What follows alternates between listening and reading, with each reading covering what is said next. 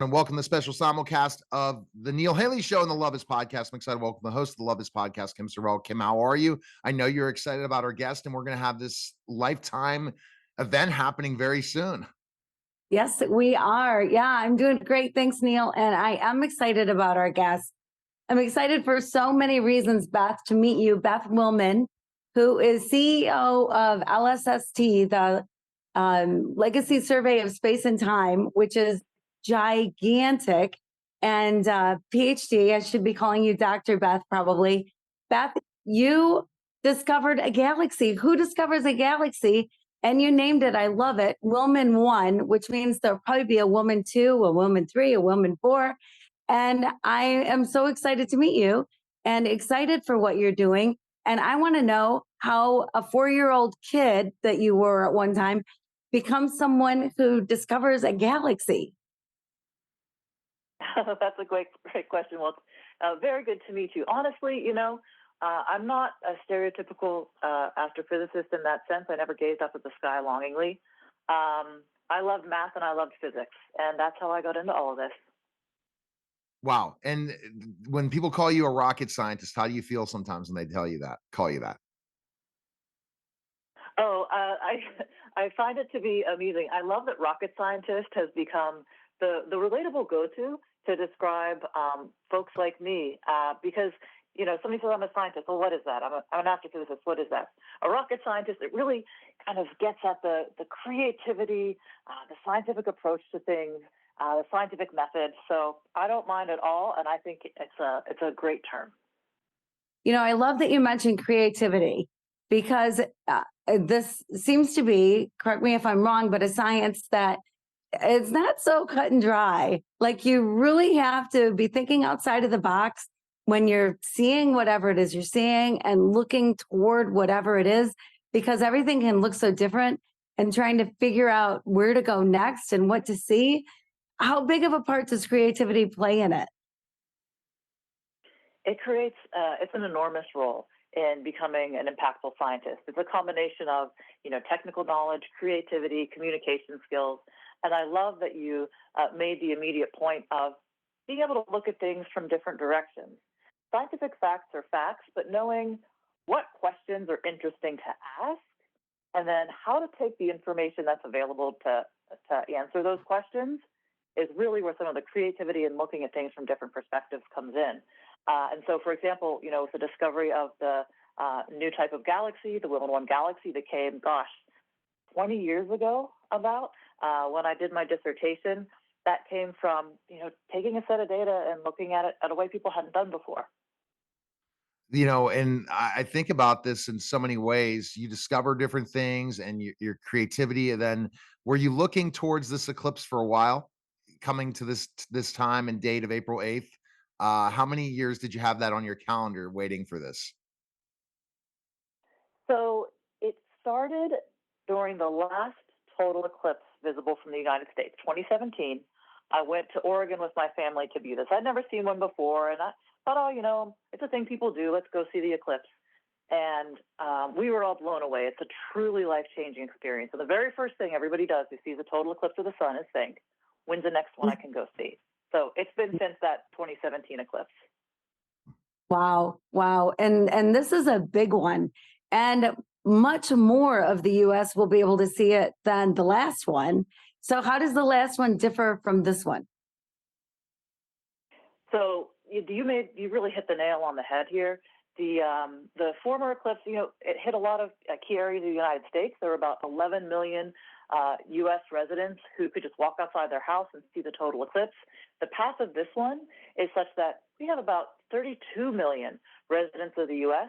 that can just step outside their house and see the eclipse, and tens of millions more that can easily hop in their car and drive to the path of totality and either see it for themselves or go to one of a handful of incredible events like the Ecliptic Festival that are taking place to really bring people together to make the most out of this once-in-a-lifetime experience.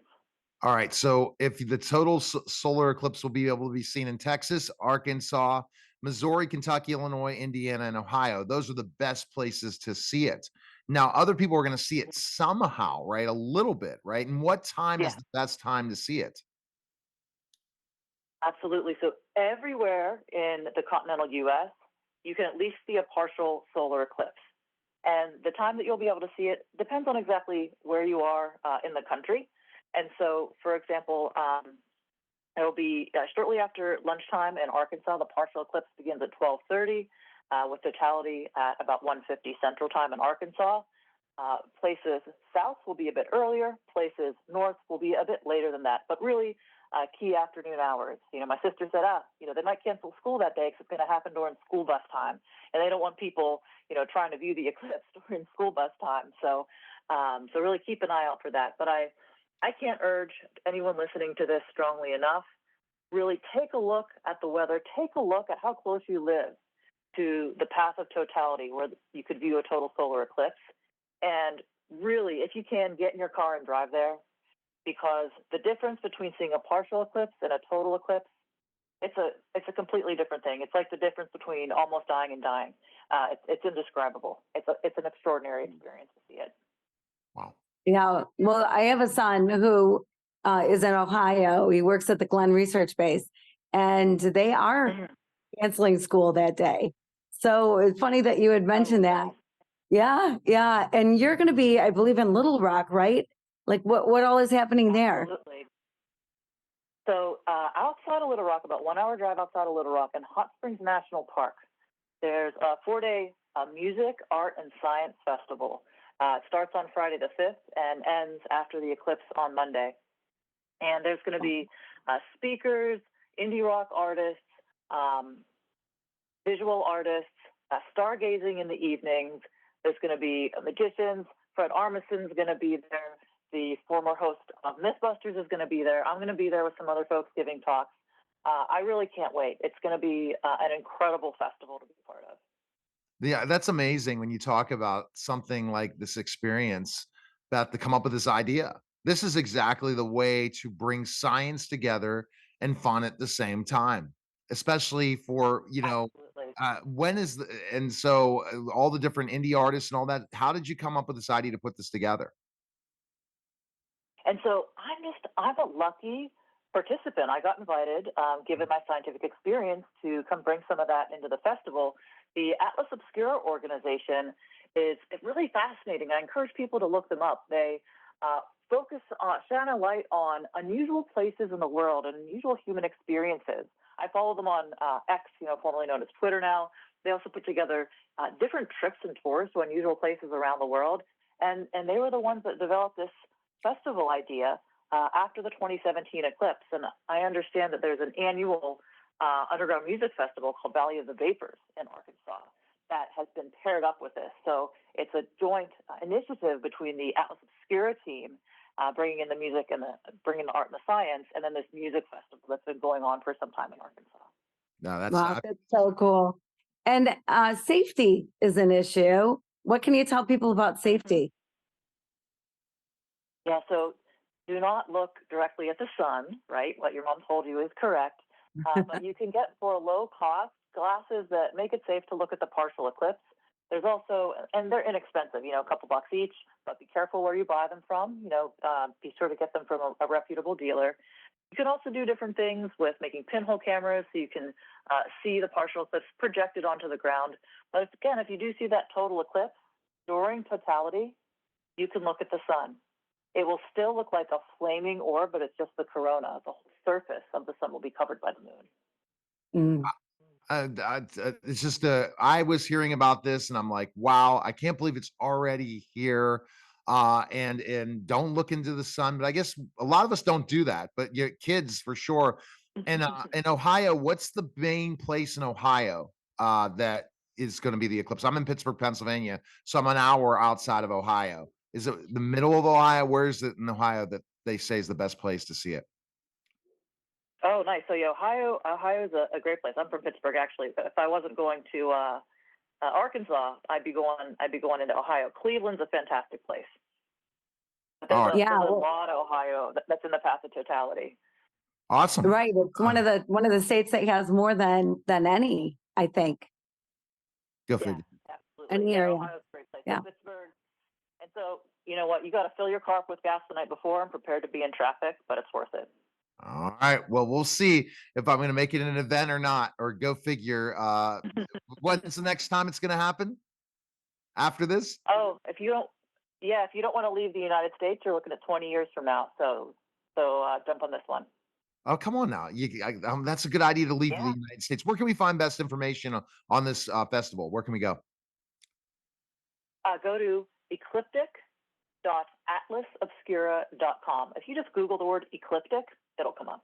I'm going to reach out. I'm going to be doing some more interviews. I want to do some more interviews on this, getting to the final day. But I want to always thank Art Sears Radio Tour for hooking me up to get this going, and appreciate it for you coming by, Beth, and best of luck. Last question Kim has is a love question. Go ahead, Kim. Yeah, so a little different than you, not a rocket scientist, but I'm a writer, and I lived a year working on finding the true meaning of love. And the things that I figured out just blew my mind. And one thing that I figured out though is love is everything and involved in everything. And you obviously love what you do, because it's not as easy work as people might think it is. I don't know, but maybe people think it's really hard work like I do. But love has got to play a role in it somewhere. And I'm just wondering for you, where does love play a role in what you do? Oh, I love this question. So, love plays a role in what I do. The specific role that I have now as an astronomer is it brings together the way I think in my mind and the way I feel in my heart, and what my gut tells me is the right thing to do. And so, Mm. bringing all those together is what gives me the love for my job. Awesome. Uh-oh, Well, I love that. fantastic. We appreciate it. Thanks, Beth. Yeah, thank you so much. Have a good one. All right, that was a special simulcast of the Neil Haley Show and the Love Is podcast, guys. Take care.